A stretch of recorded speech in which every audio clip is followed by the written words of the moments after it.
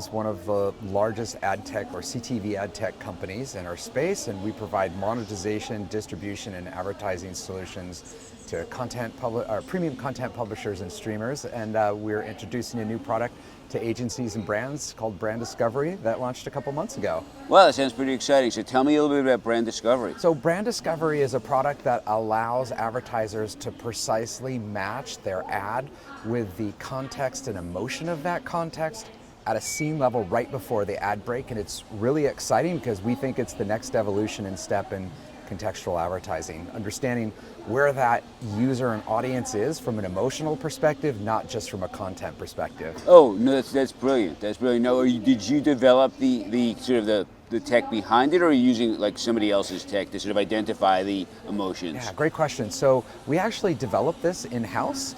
We've been testing this for a better part of a year, learning how emotions and what emotions and how do you correlate to better performance as well as ad engagement. And we find when you match emotion to the content or live programming right before the scene and it matches that ad break, you get better performance. We see 2 to 3x in our own internal testing. And then we've seen some really exciting results when testing with brands.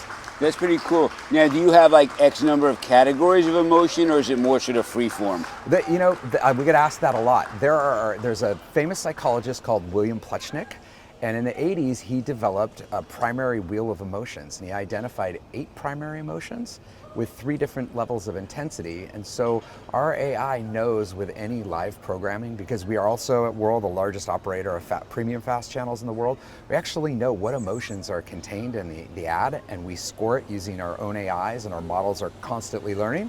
We also score the creative to understand what emotions are there, and then when you marry the two, we see performance. We've been testing with our partners at an agency, with a brand advertiser looking to reach millennial moms.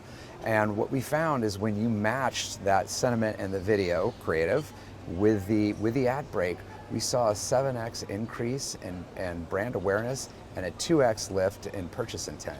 And we keep seeing these results being repeated. So what's exciting is we're also discovering new categories of emotions that work. So for example, we work with another agency that has a customer that wanted to drive incremental foot traffic, they wanted to drive incremental sales, and what we discovered is high joy anticipation actually leads to or a precursor to being hungry. And so that actually drove traffic into these QSRs, and we think that there's a lot of different categories that could be useful too. That's fascinating. I love that. I Yeah. love that. That's great. So just so I understand it better, so an agency uses your product to plan and to buy? Like what's the actual? Yeah, what actually happens is they use us to understand the emotion of their creative, and then we help them understand the emotion of the audiences. We also have 60 billion 30-second ad impressions available on a monthly basis. So we think about starting with a KPI, what KPI are you trying to start with, and we're going to find an emotion and an audience for that. Okay, so you match your product to the ads, not to the content. It's both. So we first start, and this is a new way to approach contextual. It takes that one step further. We understand the content first, and where the scoring is of what emotions are contained, and also the creative, so that we match those two. And that's a precursor to drive better performance. Gotcha. But so the agency would use this product to actually plan? Okay. Yeah, the agency, and we're transaction agnostic. So they want to transact through an SSP, directly through us, their DSP, we're able to do that. Okay, no, that's fascinating. So now I'm going to ask you some more broad. We're going to go to some more broad questions. So, what brings you to Cannes, and what are some of your key takeaways thus far? Be as self-serving as you want. So we're here partnering with our agencies and brands, and as we're not a new entrant to this industry, but to agencies and brands with this advertising product, we're here to make a bigger presence and partner. It's excellent. And what are some of the things that you've been seeing that you think are interesting here at Cannes? I was over at the Media Monks tent at a panel yesterday, and they had an AI robot that actually interviews you, gets to know who you are, and then renders and sketches a picture. And the accuracy of what that does is really amazing. So, in and of itself, does that solve a business problem? No, but there are multiple applications for generative AI, and understanding where audiences are. It's a really exciting time to be in our business. Yeah, no, it's crazy what those things can do. I was playing with the Chat GPT talk thing, and I thought it was off, and I called the dog over, and we got into a whole conversation about my dog. Right? It's amazing in the interaction that happens, Yeah. and the machine learning language models that are being developed and continue to evolve.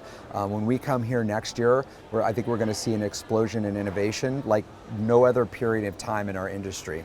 Yeah, yeah. And what's crazy too is it uses like human voice ticks. Like it'll go and in the right places. And you're like, whoa. Like, yeah, and it will paraphrase back. Yeah.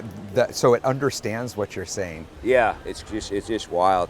So I want to go into sort of circle back to what you're talking about with the contextual products. What's the industry response been so far? It's been really interesting. So we've had a lot of response to emotional resonance, where that is. I think that the challenge is there's been status quo thinking for so long that contextual is one thing. It's just the content, and so this thinking about emotion as the driver or lever for performance is really new. So we spent most of this year educating agencies, and we've got a lot of brands and agencies beginning to test even more, and it's the results are fascinating.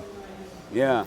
And so, what are some of the big opportunities that agencies have when they're, or advertisers from using this? Right. We talk about the right time, at the right place, at the right audience, at the right ad, and we've been talking about data and tech in our industry for so long. What about the viewer? Where is the viewer? And the opportunity is to better understand not only what content and programming the audience is watching, but where they are on their emotional journey to tell better stories, to connect and resonate. And we also think that we can offer greater transparency. So there is a lot of fragmentation in walled gardens, and unlike linear, CTV is a step above, so you know where the audiences are, but you don't always know the right timing and placement. And I think we solve for that, and we want to democratize CTV so that agencies better understand the timing of where they should be placing the ad and to have maximum impact and drive business outcome.